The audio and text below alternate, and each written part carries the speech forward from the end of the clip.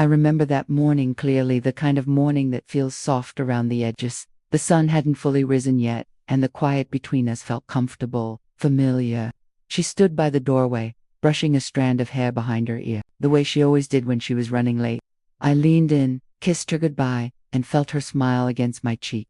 A warm, gentle moment I never imagined would break something inside me. She reached for her purse. That's when it happened. The bag tipped just slightly, and something small, metallic, and unfamiliar slid into view. A ring, not hers, not mine. A ring I had never seen before. At first, my mind didn't want to believe what my eyes had spotted. It could be anything. I told myself something she borrowed, something she found, something she meant to return. But the truth settled in my chest before I could push it away. This wasn't just any ring. It looked masculine, heavy, personal, something a man would wear every day. She didn't notice that I noticed. She just smiled one last time, whispered, "I'll see you tonight," and walked out the door, as if everything in our world was exactly the same. But as the door clicked shut behind her, I realized something had shifted. Small things don't fall out by accident. Secrets don't hide themselves without reason. And the home we had built together suddenly felt colder, quieter, like it was holding its breath, waiting for me to understand what that ring truly meant.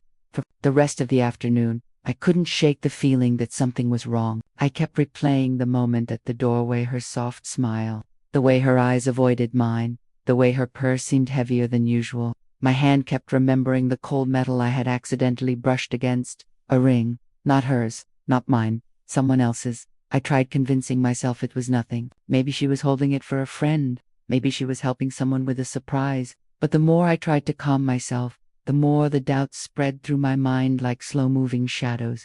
Every small detail about her day began to feel suspicious. Rushed goodbye, the distracted tone, the way she kept her purse closed wherever she went lately.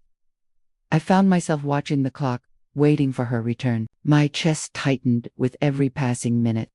The house felt different, like it was holding its breath along with me. Even the familiar scent of her perfume lingering in the hallway suddenly felt foreign, almost distant. I needed answers.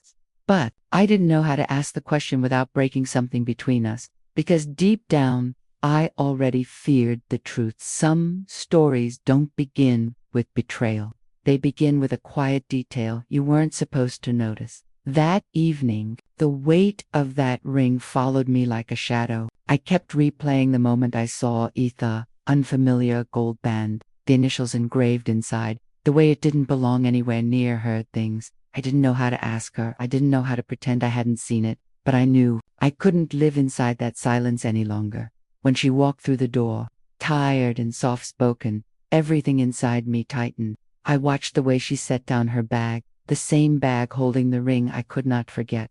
For a moment, I almost convinced myself to stay quiet. But the truth sits heavy when it's been found, and it refuses to be ignored. My voice finally broke the calm. I asked her to sit. She looked confused at first, until I held up the ring between us.